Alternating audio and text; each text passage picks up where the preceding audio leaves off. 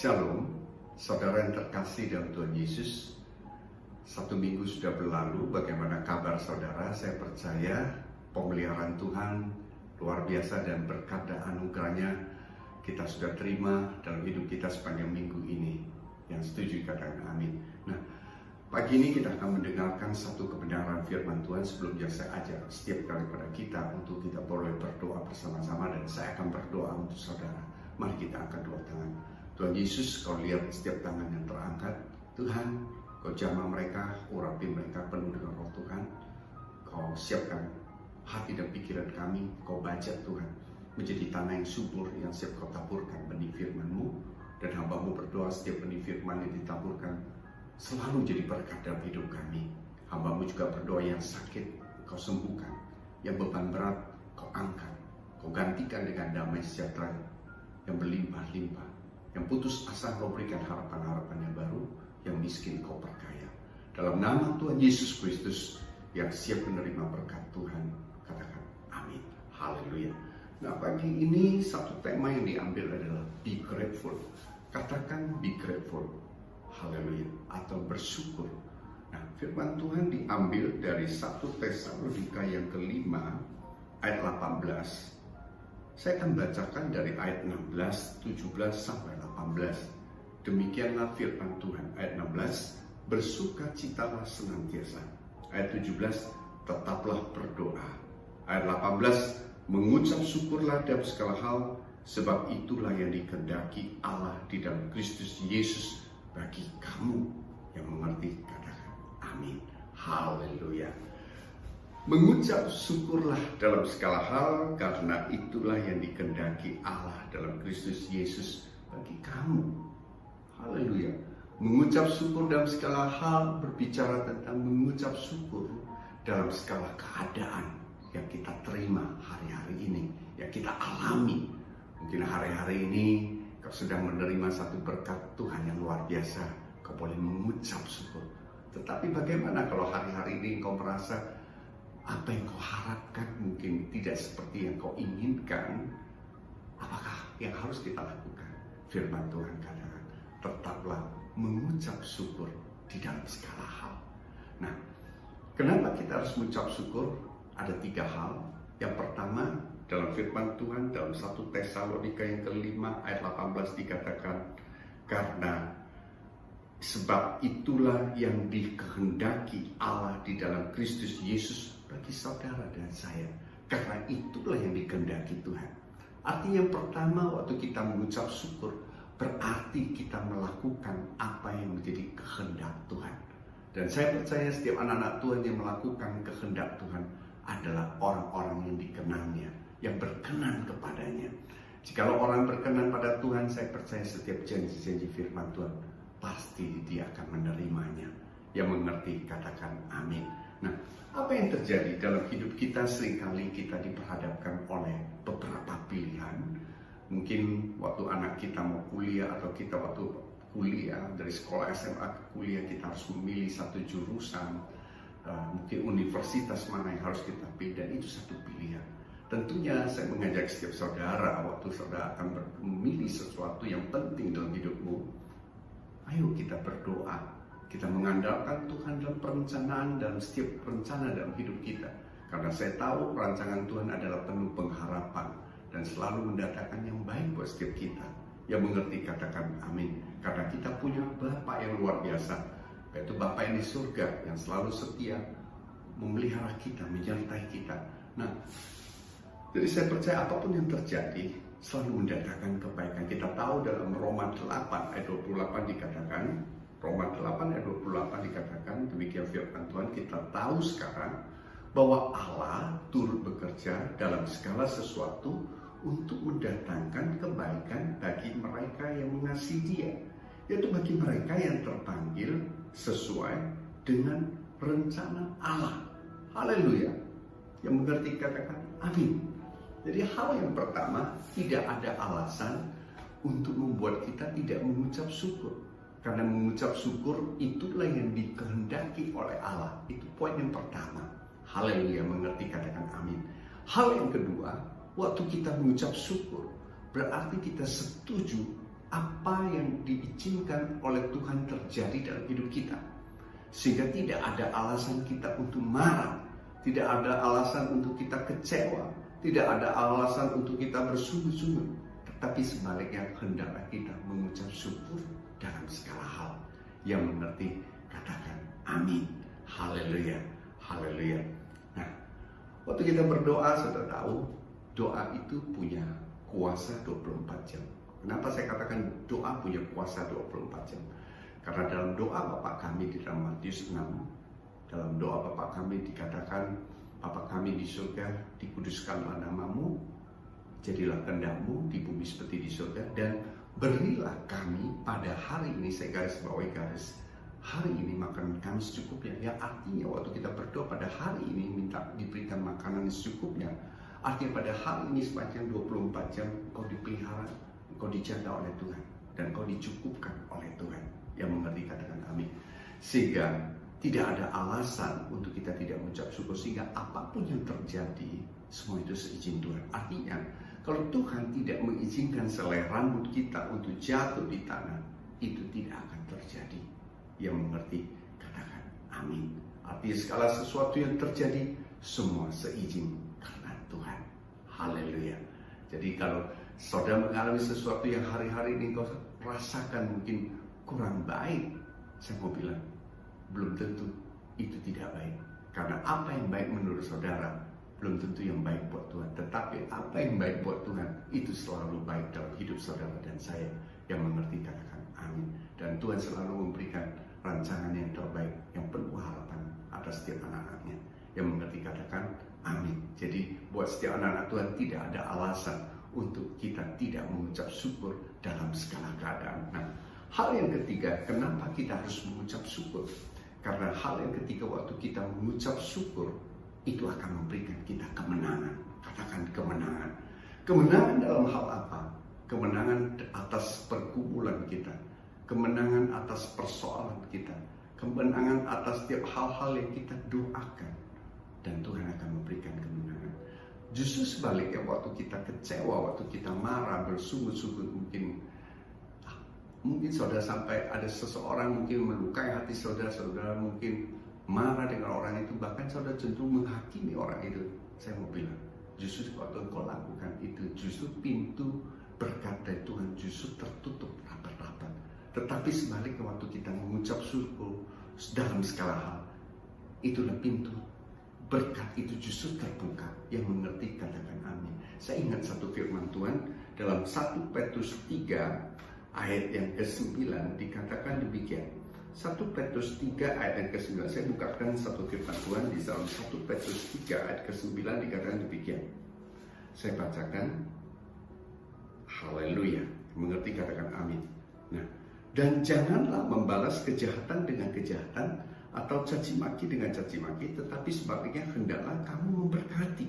Karena untuk itulah kamu dipanggil, yaitu untuk memperoleh berkat. Katakan amin. Jadi justru sesuatu yang Tuhan izinkan dalam hidup kita, kadangkala kita harus meresponinya dengan baik. Karena firman Tuhan dikatakan, jangan membalas kejahatan dengan kejahatan di ayat 9. Caci maki dengan caci maki, tetapi sebaliknya hendaklah kamu memberkati. Kita disuruh memberkati. Karena untuk itulah kamu dipanggil, yaitu untuk memperoleh berkat. Yang mengerti katakan amin. Oleh karena itu Tuhan izinkan sesuatu yang terjadi sesungguhnya supaya kita siap menerima berkat dari Tuhan. Jadi respon yang harus kita lakukan adalah mengucap syukur dalam segala hal. Yang mengerti katakan amin, dan yang mau katakan amin. Nah, suatu kali saya sedang berlibur. Waktu saya mau berlibur dengan keluarga saya mendaftar satu penyewaan tempat tinggal lewat internet. Kemudian setelah saya bayar, saya dikasih satu kunci kartu. Kemudian dan kunci kartu itu waktu kami sampai, dia titip di satu tempat dan saya harus menunjukkan satu paspor untuk bisa mengambil satu kunci itu. Berikut dengan kunci paspor pintu rumah itu. Nah, sehingga waktu saya mau masuk, saya setelah mendapatkan itu aksesnya, saya menggunakan kartunya, kemudian saya harus pencet kodenya, saya baru bisa membuka pintu itu. Setelah saya buka pintu itu, saya akan masuk ke dalam satu rumah dan saya akan bisa menikmati fasilitas yang ada di dalam rumah itu. Yang mengerti katakan amin. Haleluya. Dan saya bisa menikmati satu fasilitas di dalam satu rumah itu. Nah, tetapi waktu kita tidak bisa masuk atas pintu itu, kita tentu tidak bisa menikmati fasilitas yang ada di dalam rumah itu. Yang mengerti katakan amin. Demikian juga janji-janji Allah. Ketika kita bisa masuk satu pintu gerbangnya Tuhan, saya percaya kita akan bisa menerima berkat-berkat dan janji-janji ilahi yang dijanjikan dalam firman Tuhan. Yang mengerti katakan amin. Dalam firman Tuhan dikatakan demikian. Dalam Yohanes 10 ayat 9 dikatakan, akulah pintu. Aku adalah huruf besar, artinya Tuhan, akulah pintu. Barang siapa masuk melalui aku, ia akan selamat. Dan ia akan masuk dan keluar menemukan padang rumput. Ayat 10. Pencuri datang hanya untuk mencuri dan membunuh dan membinasakan. Aku datang supaya mereka mempunyai hidup dan mempunyai dalam kelimpahan. Wow. Dalam firman Tuhan katakan dengan jelas bahwa akulah pintu, artinya Tuhanlah pintu. Dan bagaimana kita untuk bisa masuk dalam pintu? Kita bisa masuk dalam hadirat Tuhan. Ada firman Tuhan yang lain, yaitu kita harus punya passwordnya. Seperti tadi saya akan masuk satu rumah tinggal untuk menerima fasilitas itu, saya harus tahu passwordnya. Waktu saya tahu passwordnya, saya bisa masuk. Dan passwordnya apa? Dalam Mazmur 100 ayat 4, mari kita buka firman Tuhan dalam Mazmur 100 ayat 4, saya akan bacakan. Demikianlah firman Tuhan. Masuklah melalui pintu gerbangnya dengan nyanyian syukur, ke dalam pelatarannya dengan puji-pujian. Bersyukurlah kepadanya dan pujilah namanya. Jadi satu kunci, satu password yang Tuhan berikan buat kita untuk masuk dalam pintu gerbangnya adalah dengan nyanyian syukur. Artinya dengan hati yang bersyukur, kita bisa masuk dalam pintu gerbangnya Tuhan. Waktu engkau masuk dalam pintu gerbangnya Tuhan, engkau akan menemukan padang rumput. Karena dalam Yohanes 10 dikatakan engkau akan menemukan padang rumput. Yohanes 10 ayat yang ke-9. Dan Yohanes 10 ayat yang ke-10b dikatakan, Tuhan datang supaya engkau mempunyai hidup dan mempunyainya dalam segala kelimpahan. Artinya waktu kita bisa mengucap syukur, itulah kunci kemenangan untuk kita masuk dalam gerbangnya Tuhan. Dan kita bisa meraih setiap janji-janji berkat Tuhan. Itu boleh digenapi dalam hidup saudara dan saya. Yang mengerti katakan amin. Haleluya. Nah, tadi saya katakan apapun yang terjadi dalam hidup saudara dan saya, kita senantiasa harus mengucap syukur dalam segala hal. Karena kita sudah berdoa. Jadi tidak ada alasan untuk tidak mengucap syukur maupun tidak bersuka cita. Nah, kenapa saya katakan demikian? Karena waktu dalam keadaan baik, bukan dalam keadaan baik saja, dalam keadaan mungkin engkau merasa kurang baik. Karena semuanya dari Tuhan adalah baik. Nah, suatu kali ada satu kisah yang cukup menarik. Kiranya ini bisa jadi berkat buat kita semua. Ada dua anak kembar, dan ini ada kisah nyata yang terjadi di United States, di satu kota di Philadelphia. Ada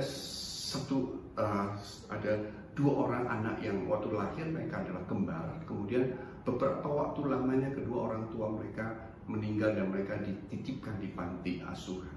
Dan apa yang terjadi pada waktunya kiranya datang seorang orang tua asuh untuk datang memilih anak-anak dari mereka untuk diangkat menjadi anak asuh. Dan pilihlah salah satu anak yang ada di situ.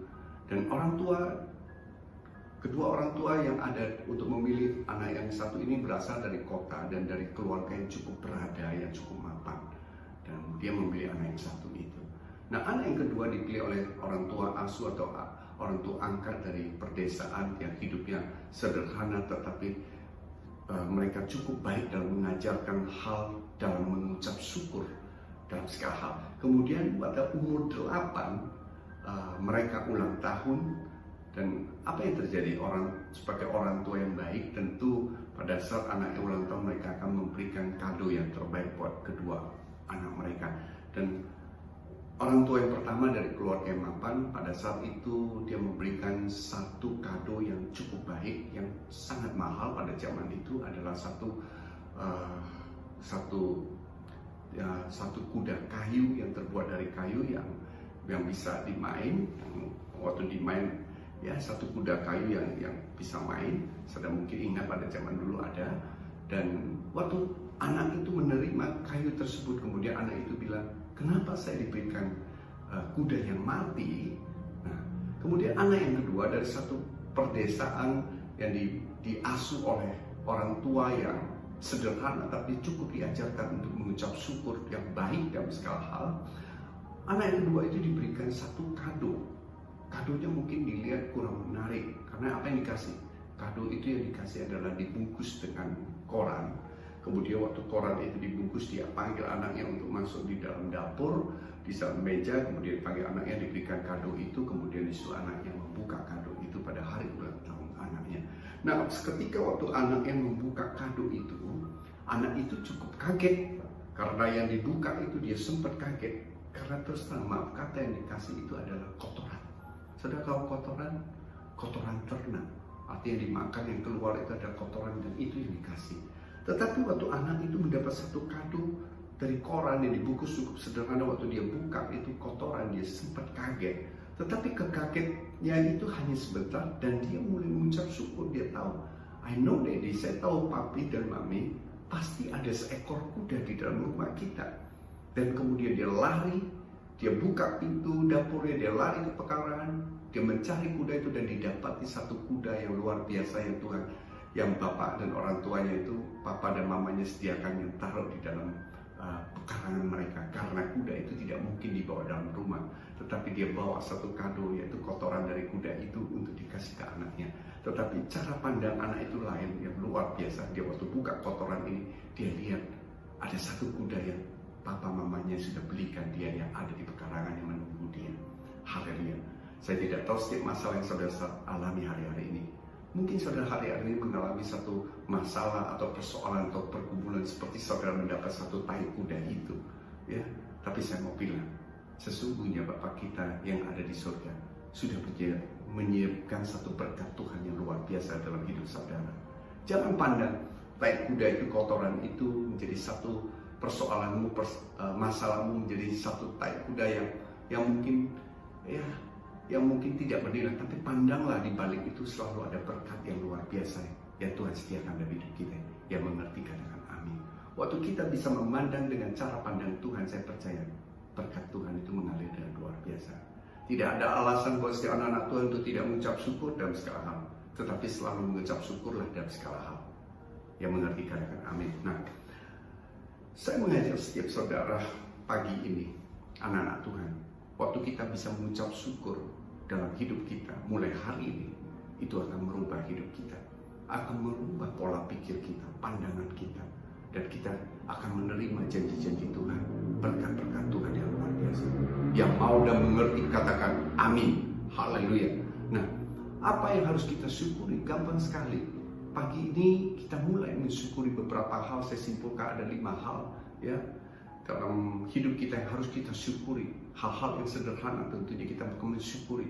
Nah, yang pertama tentu di dalam hal ini, yang pertama kita harus mensyukuri kita punya Tuhan yang luar biasa.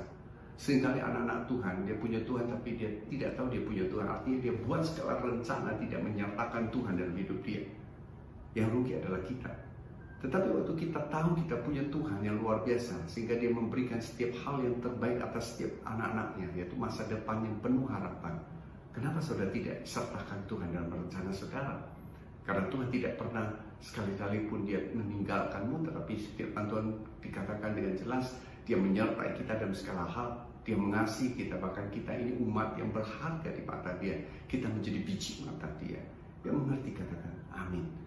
Haleluya. Nah, hal yang pertama untuk kita mengucap syukur adalah waktu kita bangun pagi, kita masih bisa bernafas, kita diberikan kehidupan.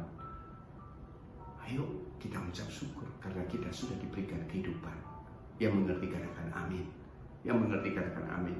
Nah, dalam firman Tuhan dalam Mazmur 90 ayat 10 dikatakan, masa hidup kami itu 70 tahun dan jika kami kuat 80 tahun. Dan kebanggaannya adalah kesukaran dan penderitaan, sebab berlalunya buru-buru dan kami melayang lenyap. Haleluya. Artinya hidup manusia itu sangat sederhana. Tidak ada garansi bahwa saudara akan hidup sampai kapan. Bisa saja besok, bisa saja bulan depan, bisa tahun depan, dan kapanpun bisa dipanggil oleh Tuhan. Dan bersyukur setiap pagi kalau kita masih diberikan nafas kehidupan dan kita masih hidup. Artinya waktu kita diberikan kesempatan oleh Tuhan untuk hidup, saudara boleh melakukan hal-hal yang baik untuk memuliakan Tuhan. Yang mengerti katakan amin. Karena hidup itu adalah kesempatan. Yang mengerti katakan amin. Kita bisa mulai dari banyak hal dalam hidup kita bersama dengan Tuhan. Haleluya. Jangan fokus atas masalahmu. Fokuslah di dalam hidupmu. Kau punya masa depan yang penuh harapan. Bersyukurlah atas segala hal yang Tuhan berikan dalam hidupmu. Yang mengerti katakan amin. Nah, hal yang kedua, waktu kita hari-hari ini kita masih diberikan kesehatan. Bersyukurlah atas setiap kesehatan yang diberikan oleh Tuhan.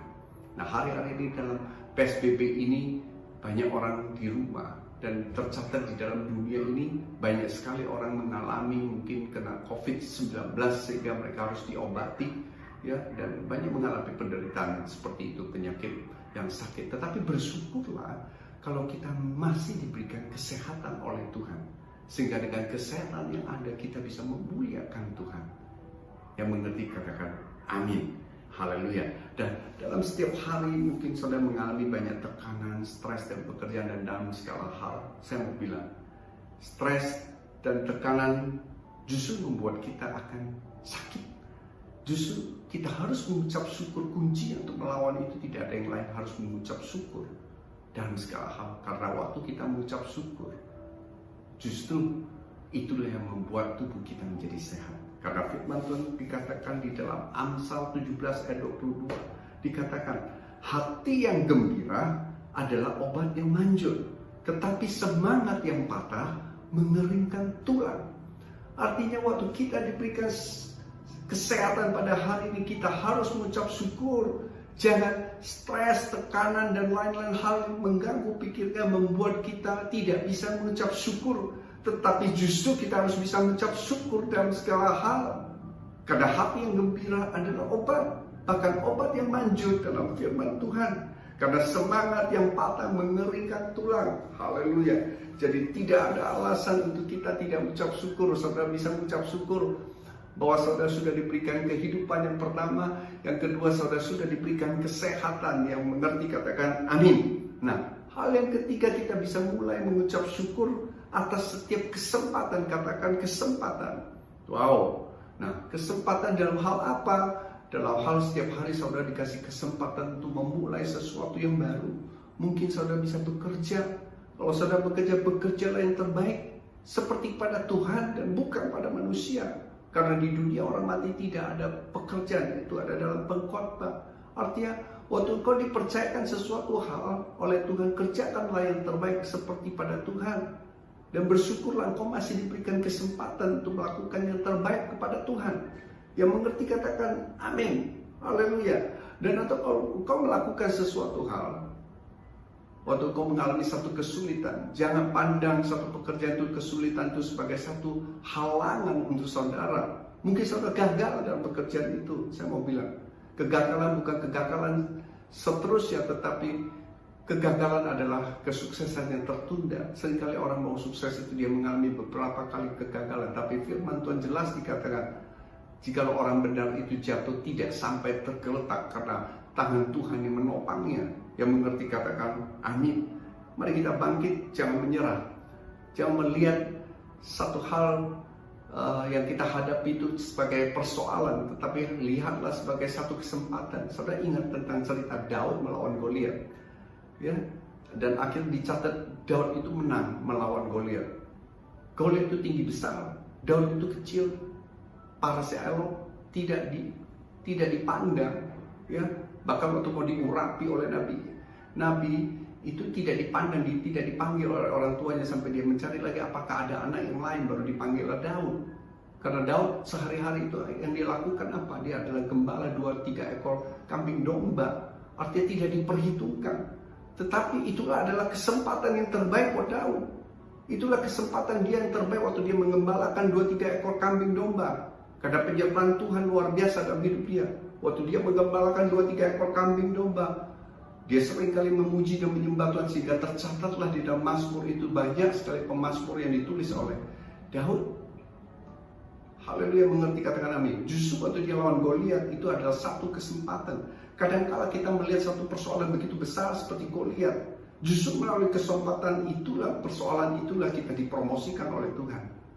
Saudara lihat, Daud mengalahkan Goliat, yang justru orang-orang tentara Israel itu semua lari, bersembunyi, tidak berani melawan Goliat itu, tetapi Daud berani melawan Goliat itu, dan apa yang terjadi? Dia menang, dan dia dipromosikan oleh Tuhan. Melalui kemenangan itu, Daud bisa menjadi raja.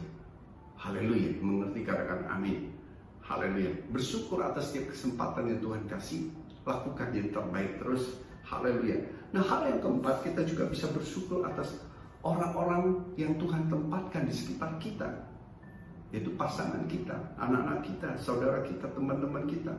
Bukan tentang kasih yang mereka berikan buat setiap kita. Baik kalau kita bisa mengucap syukur atas setiap kasih yang mereka sudah berikan buat kita. Tapi kita mengucap syukurlah orang-orang yang ditempatkan Tuhan di sekeliling kita. Mungkin kita bisa menjadi bagian. Kita bisa menabur kasih untuk orang-orang di sekitar kita. Bersyukurlah itu. Kita masih diberikan kesempatan. Haleluya, mengerti, katakan amin. Dan kadang-kala Tuhan izinkan orang-orang yang Tuhan taruh di samping kita justru untuk memproses kita. Apa yang harus kita lakukan? Apakah kita marah, kita kecewa? Justru kita harus mengucap syukur sebaliknya. Jadi orang-orang yang ditempatkan di sekitar kita Tuhan izinkan. Bukan selalu yang baik. Kadang diizinkan Tuhan untuk memproses. Karena firman Tuhan dikatakan, Amsal 27 ayat 17 dikatakan, besi menajamkan besi, orang menajamkan sesamanya, supaya kita bisa kuat dan kokoh di dalam Tuhan. Tapi kita bersyukur pada Tuhan, Tuhan izinkan sesuatu terjadi supaya kita bisa kokoh dan kita bisa menjadi kuat. Dan karakter Kristus ada pada kita. Yang mengerti, katakan amin. Dan hal yang kelima, kita juga bisa bersyukur untuk hal-hal yang mungkin kita lagi melewati masa-masa yang sulit. Itu akan membuat kita semakin bersyukur. Karena masa yang sulit itu sebenarnya adalah guru yang baik. Semua akan membuat kita menjadi sempurna. Karena pada waktu kita melalui satu masa yang sulit itu, membuat kita untuk terus berjuang. Dan akan membuat kita terus melihat segala rintangan itu bukan rintangan, tetapi menjadi tantangan. Dan saya percaya sebagai anak-anak Tuhan, Tuhan akan memberikan kemenangan buat setiap kita. Karena Tuhan menyertai kita. Dan jangan menyerah. Bersyukurlah atas segala keadaan yang memproses kita. Bersyukurlah untuk waktu-waktu yang Tuhan izinkan dalam hidup kita, mungkin waktu yang sulit. Bersyukurlah. Dan pesan firman Tuhan, jangan terus fokus atas kekurangan yang ada pada sekelilingmu, atas pada dirimu, tapi fokuslah apa yang Tuhan sudah berikan dalam hidupmu, dan banyak hal yang kita bisa kerjakan bersama dengan Tuhan. Karena rencana Tuhan itu luar biasa dalam hidup saudara dan saya. Nah, pagi ini kalau kita bisa mengucap syukur dalam segala hal, saya sangat percaya janji firman Tuhan dan berkat Tuhan selalu jadi berkat dalam hidup kita. Haleluya. Yang mau katakan amin. Yang mau katakan amin. Nah, pagi ini saya akan berdoa buat saudara. Mari kita tundukkan kepala, angkat dua tangan. Bapa yang di surga, terima kasih Tuhan Yesus buat berkat-Mu, buat firman-Mu pada pagi ini yang menguatkan setiap kita. Kami sudah mendengarkan firman Tuhan. Kami mau melakukan firman Tuhan. Kami mau senantiasa mengucap syukur dalam segala hal. Terima kasih Tuhan. Pimpin kami, mampukan kami Tuhan. Terima kasih Bapa. Dalam nama Tuhan Yesus Kristus, kita semua yang diberkati oleh Tuhan. Sama-sama katakan amin. Haleluya. Selamat hari Minggu. God bless you all. Haleluya. Amin.